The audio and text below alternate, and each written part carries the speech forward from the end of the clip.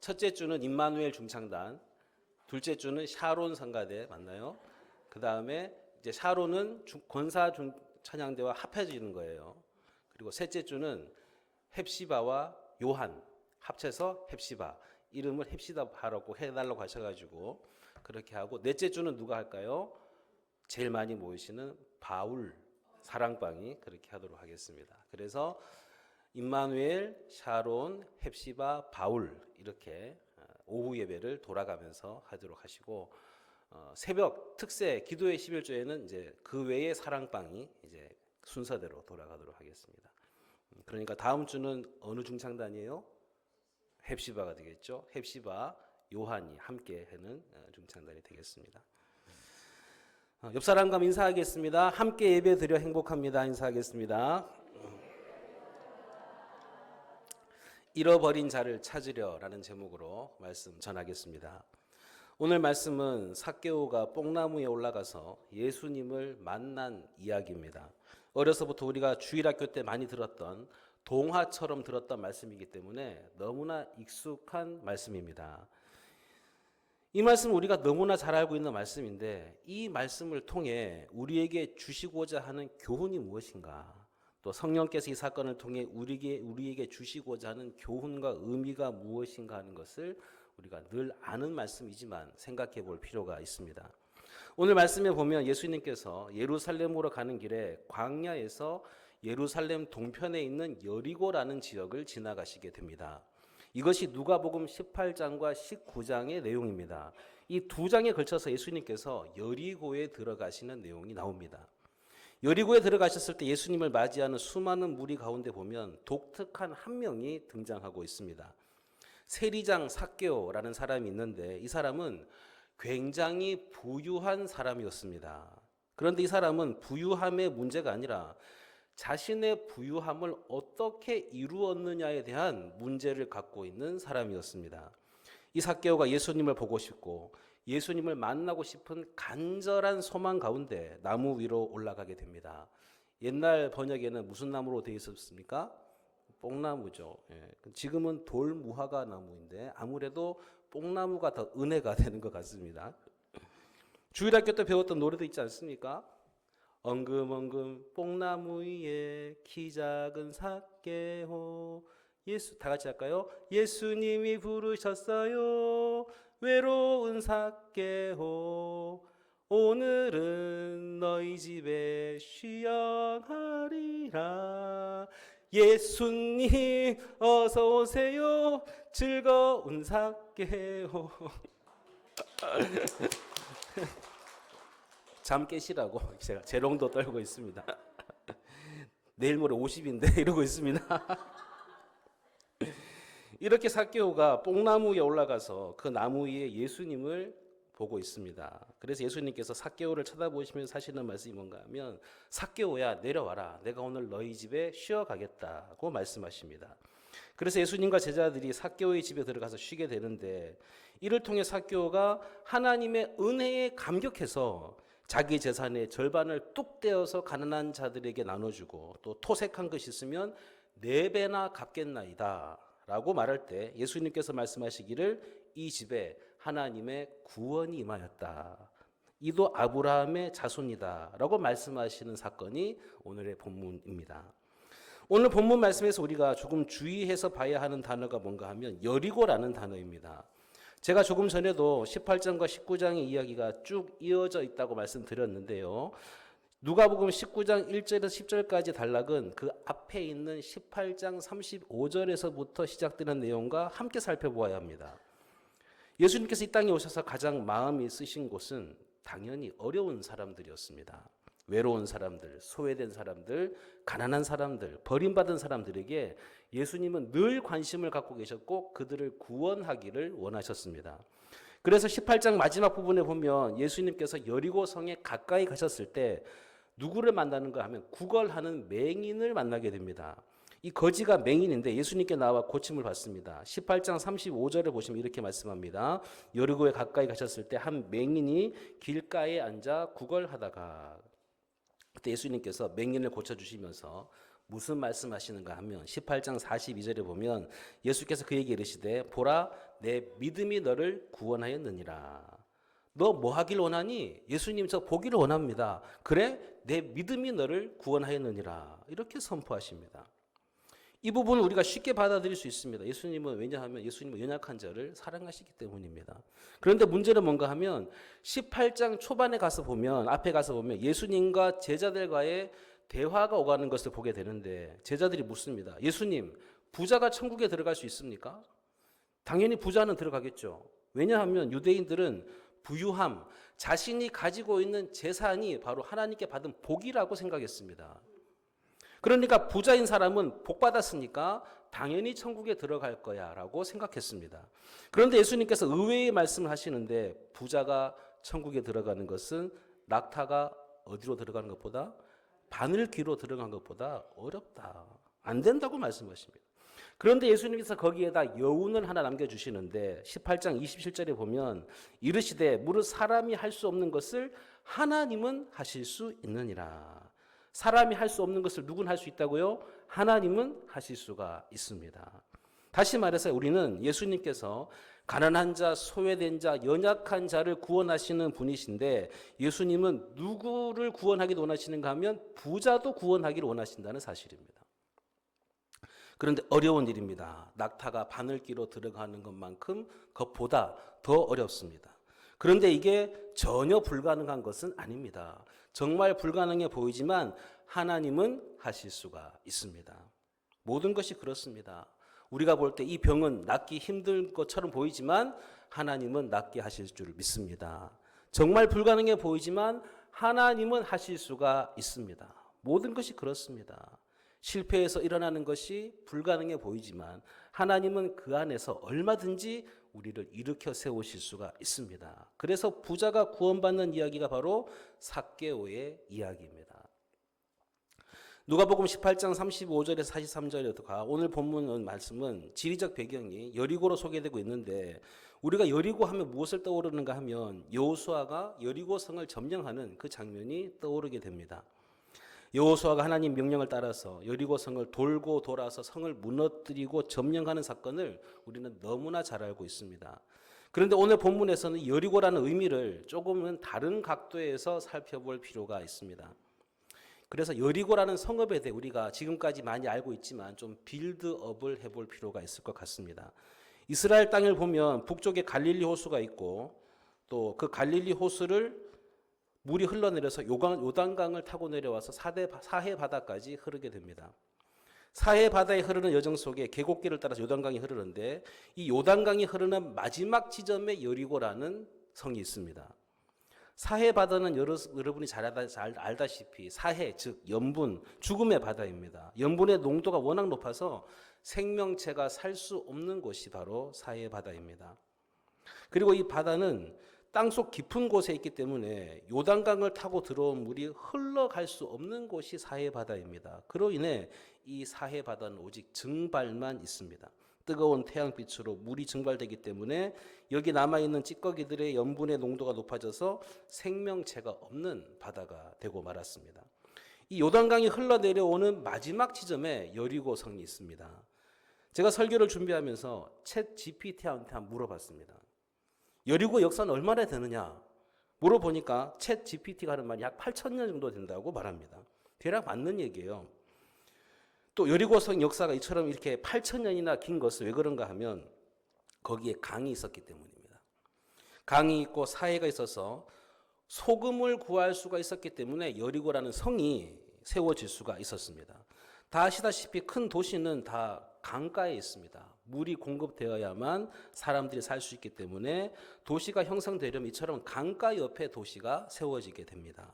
그래서 이 여리고도 오랜 역사를 가진 도시가 될 수 있었던 것도 요단강이 옆에 흐르고 있었기 때문입니다. 또 챗 GPT한테 물어봤습니다. 여리고의 인구는 예수님 당시에 몇 명이나 되었을 것 같냐? 그랬더니 약 5,000명에서 10,000명 정도 살았을 걸로 추정합니다라고 말합니다. 그리고 여리고에는 종려나무가 많다고 그렇게 말합니다. 그래서 여리고에는 대추야자가 유명하고 대추야자를 히브리어로 타마르라고 하는데 타마르 허니, 타마르 꿀이 아주 유명하다는 것입니다. 이렇게 여리고는 태양빛이 쨍쨍 내려쬐고 물이 많기 때문에 산업이 번성했고 농업이 발달했습니다. 농업 가운데에서도 과수 산업이 번성했기 때문에 경제적으로도 풍요로운 곳이 바로 여리고였습니다. 그래서 여리고는 지금도 물가가 아주 싸고 경제적으로 넉넉한 지역인 것을 볼 수가 있습니다. 또 여기가 중요한 것은 이스라엘 지도에서 보면 예루살렘으로 가는 세 개의 길이 있는데 그 중에 하나가 바로 이 여리고를 통해서 가는 길이 있었습니다. 여리고에서 예루살렘까지 거리가 한 37km 되는데 100리가 조금 안 되는 거리죠. 그러니까 옛날 사람들이 하루 종일 걸어서 갈 수 있는 거리를 100리, 40km 정도로 봤던 것입니다. 그래서 우리나라 도시들도 보면 도시들이 세워진 간격이 40km 간격으로 세워져 있는 것을 볼 수가 있습니다. 그래서 하루길 걸어가서 유숙하고 머물렀던 곳에 성읍이 생기고 도시가 형성되었던 것을 볼 수가 있는 것입니다. 그래서 사람들이 40km 걸어와서 여리고에서 하룻밤 유숙하고 예루살렘에 올라가니까 이 여리고는 물질적으로 풍성한 성읍일 뿐만이 아니라 관광객들이 많이 지나가는, 그래서 이곳에 하룻밤 유숙했기 때문에 이곳은 관광사업이나 숙박업 같은 것이 발달되어 있습니다. 그렇게 여리고는 풍성한 부자 도시였던 것입니다. 이렇게 풍성한 도시에서 세금을 거두는 사람, 세리 중에서도 세리장입니다. 세금을 거두는 사람 중에 대장, 이 사람이 바로 삭개오였습니다. 그래서 삭개오는 2절 말씀에서 볼 수 있는 것처럼 부자라고 이야기하고 있는 것입니다. 오늘 이렇게 부유한 사람, 남부럽지 않은 사람, 남들이 볼 때 다 부러워할 수 있는 사람이 왜 예수님을 만나고 싶었을까요? 그가 뭐가 부족해서 예수님을 간절히 만나기를 소망했던 것일까요? 오늘 말씀 7절에 보면 사람들이 이렇게 이야기합니다. 무 사람이 보고 수군거리에 이르되 저가 죄인의 집에 유하러 들어갔도다 하더라. 삭개오는 누구예요? 삭개오는 죄인입니다. 다 삭개오를 알게 모르게 부르는 별칭 중에 하나가 뭔가 하면 삭개오는 죄인이라는 사실입니다. 이렇게 삭개오는 죄인으로 살아가고 있습니다. 비록 물질이 많은 풍요로운 사람이었지만 그는 죄인으로 살아가고 있습니다. 이것을 자신도 잘 알고 있습니다. 어떻게 알았을까요? 자신도 유대인으로서 율법 안에 살고 있고 율법을 알고 있는 사람이기 때문에 율법의 근거에서 바라보면 자신은 죄인이고 죄인은 곧 하나님의 은혜의 자리 밖에 있는 사람이고 구원의 자리 밖에 있는 사람이기 때문에 그래서 유대인들은 이 죄인과는 식사 교제도 같이 하려고 하지 않았던 것입니다. 그래서 이 세리는 잘 알고 있었습니다. 내가 율법을 어기며 살고 있고 어기며 사는 죄인인 것을 너무나 잘 알고 있었습니다. 그래서 자신이 늘 마음 한구석에는 이렇게 죄인으로 살다가 이 땅을 사는 동안은 넉넉하게 편안하게 풍요롭게 살지만 결국 자기 인생은 지옥불에 던져지는 고통을 당할 수밖에 없다는 것을 늘 알고 있었습니다. 그래서 삭개오의 가슴은 늘 뻥 뚫린 것처럼 아픔이 있었습니다. 공허함이 있었습니다. 물질이 풍요로웠지만 공허함과 답답함을 가지고 늘 살아갔던 사람이 바로 삭개오였던 것입니다. 자기 스스로가 죄인인 것을 깨닫고 있었기 때문에 그렇게 간절히 예수님 만나기를 소망했습니다. 왜냐하면 갈릴리 사람들이 예루살렘으로 가면서 이 여리고를 지나가야 하기 때문에 여리고를 들러서 또 여리고 사람들에게 예수님 이야기하는 것을 들었기 때문입니다. 들었기 때문에 알 수 있는 것입니다. 누군가 전해줬기 때문에 들었던 것입니다.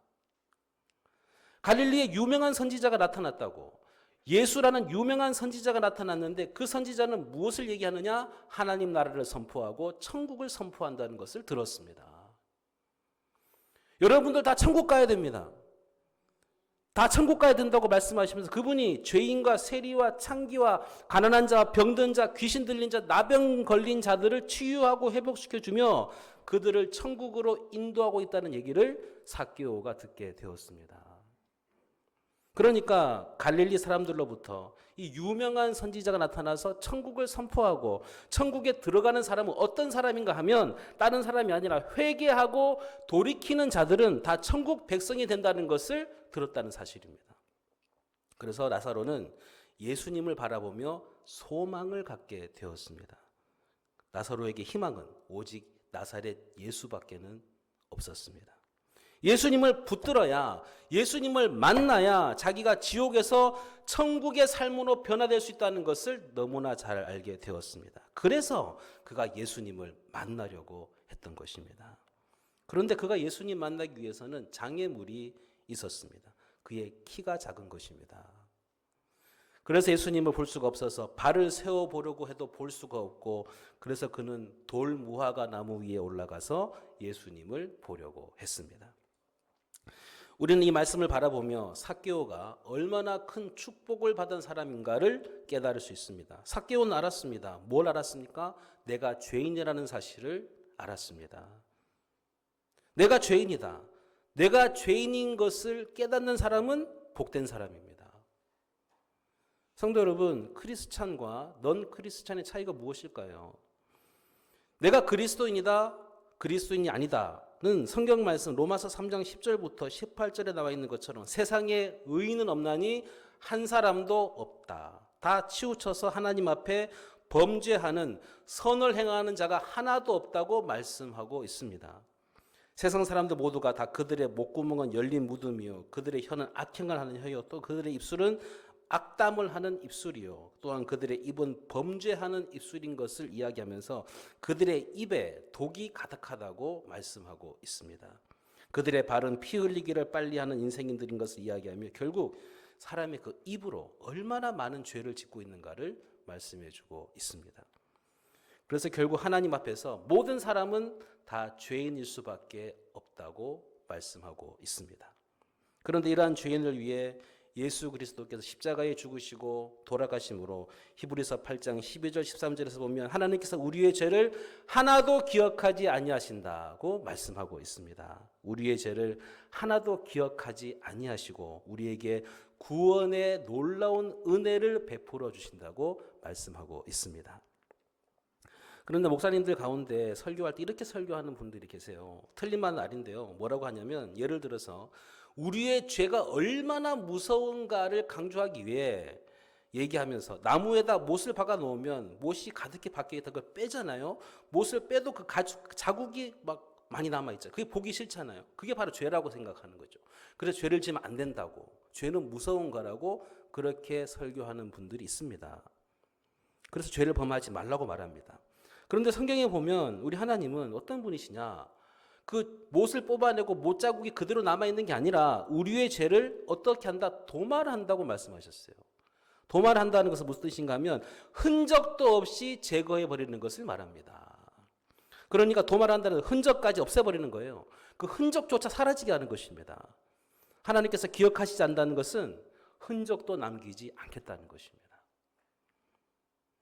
아예 그걸 없던 걸로 취급하고 기억하지 않는, 즉 새 언약 백성들에게 은혜를 베풀어 주셔서 하나님의 언약을 믿는 하나님의 백성들, 예수 그리스도를 붙드는 하나님의 백성들의 죄는 완전히 도말해서 흔적까지 남지 않도록, 마치 암세포가 완전히 사라져서 새로 제로 상태가 될 수 있도록 깨끗하게 흔적도 없이 치료하시고 회복시켜 주시는 은혜가 임하게 되는 것입니다.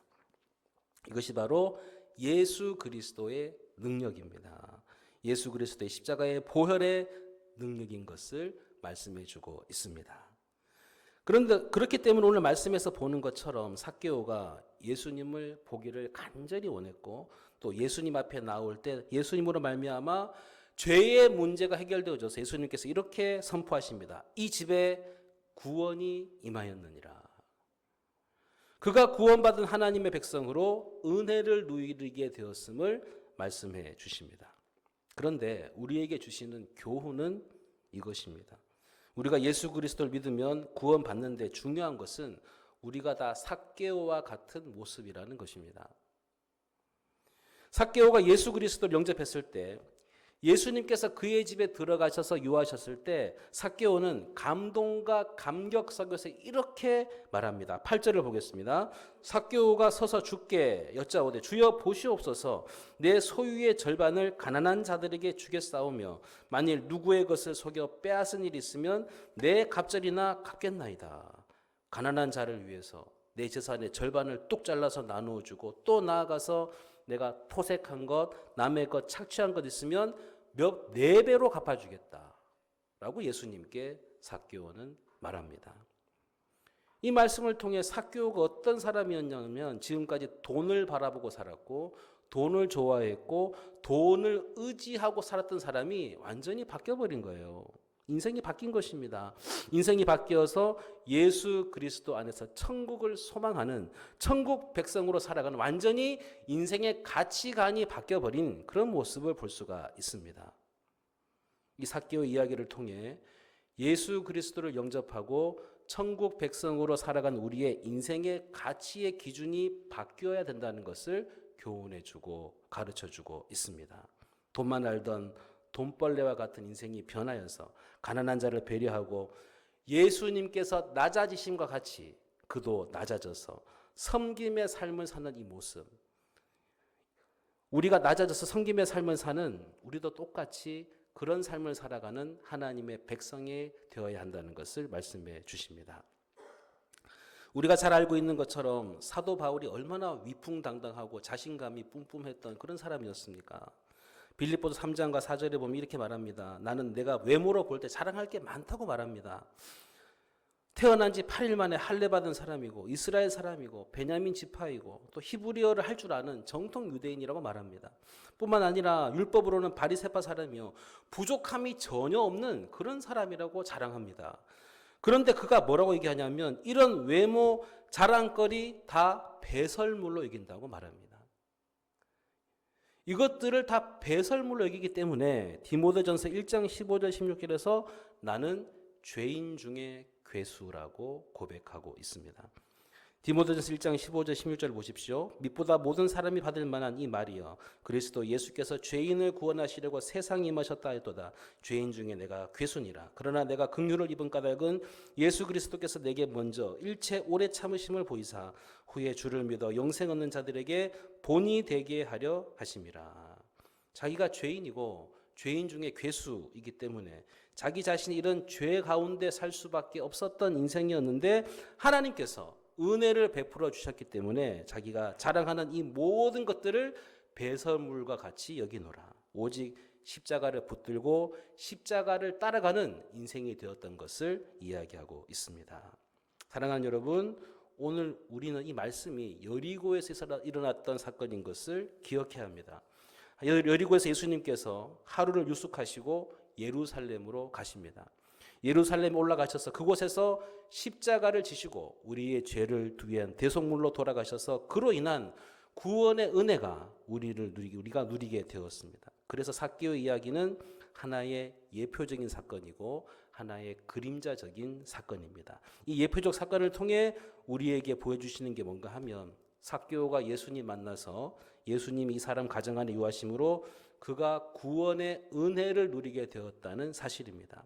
이 은혜를 누린 삭개오가 은혜에 걸맞는 천국 백성답게 이 땅에 살기 위해서 어떻게 한다고 했습니까? 자기의 소유를 내어주고 다시 말해서 예수 그리스도를 닮아가는 아름다운 삶을 살게 되었다는 것을 말해주고 있습니다. 그렇기 때문에 우리에게 권면합니다. 십자가 지신 주님을 바라보며 그 주님으로 말미암아 구원의 은혜를 받은 하나님의 백성답게 하나님의 자녀답게 이 땅에서 살아간 우리의 가치관이 늘 천국을 바라보며 천국을 사모하며 천국에 쌓아두는 삶을 살아가는 하나님의 백성들이 되시기를 간절히 바랍니다. 사랑하는 여러분, 예수 그리스도로 말미암아 내가 천국 백성 되었다는 사실을 늘 기억하시고 천국을 사모하는 하나님의 자녀들이 되시기를 간절히 바랍니다.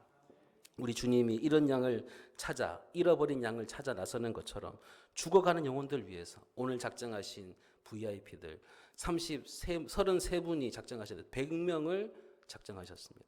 너무나 적은 숫자입니다. 한 2주 뒤에 또 할 거니까 여러분 기도하시면서 오늘 보니까 뭐 앞집, 뒷집, 옆집 뭐 다 나왔어요. 그리고 13층 엄마도 있고 뭐 조카, 손주, 뭐 손녀 다 나왔습니다. 2주 뒤에 기도하시고 더 많은 또 VIP들을 작정하셔서 또 하나님 앞에 더 우리가 가진 것을 통해 헌신하고 또 섬김의 삶을 오늘 담임 목사님 주신 말씀처럼 사랑의 수고를 통하여서 예수님을 닮아가는 그 모습을 통해 많은 영혼들을 구원하여 함께 천국 백성으로 나아가는 믿음의 백성들이 다 될 수 있기를 주님의 이름으로 간절히 부탁드립니다. 기도하겠습니다. 하나님 아버지, 하나님 말씀 붙들게 하시되 예수 그리스도 만나 천국 백성 되었음을 늘 기억하고 천국 백성으로 이 땅에서 아름다운 삶을 살아가는 하나님의 자녀들이 다 되게 하여 주옵소서. 우리의 삶의 목표점이 저 천국에 있음을 기억하고 천국에 쌓아두며 사는 복된 하나님의 자녀들이 되게 하여 주옵소서. 우리 성도들 지켜주시길 원합니다. 필요를 채워주시길 원합니다. 은혜 가운데 살길 원합니다. 주님 꼭 붙들고 주 안에서 이 땅에 사는 동안 천국 백성으로 살게 하여 주옵소서. 우리 주님이 이런 양을 찾아 나서는 것처럼 죽어가는 영혼들을 향해 우리의 가진 것을 통해 헌신하며 섬김의 삶을 통해 많은 영혼들을 구원하여 함께 천국으로 나아가는 믿음의 백성들 다 되게 하여 주시옵소서. 하나님 오늘도 이번 한 주간도 복음을 전할 그 한 사람이 기억나게 하여 주시옵시고 이번 한 주간도 하나님의 선하심과 인자하심이 우리 성도들의 삶 가운데 늘 함께 하시는 복된 한 주간 되게 해 주셔서 학교에서 가정에서 직장에서 영혼 구원의 사명을 잘 감당하는 우리 성도들 다 되도록 축복하여 주시옵소서. 예수님의 이름으로 기도합니다. 아멘.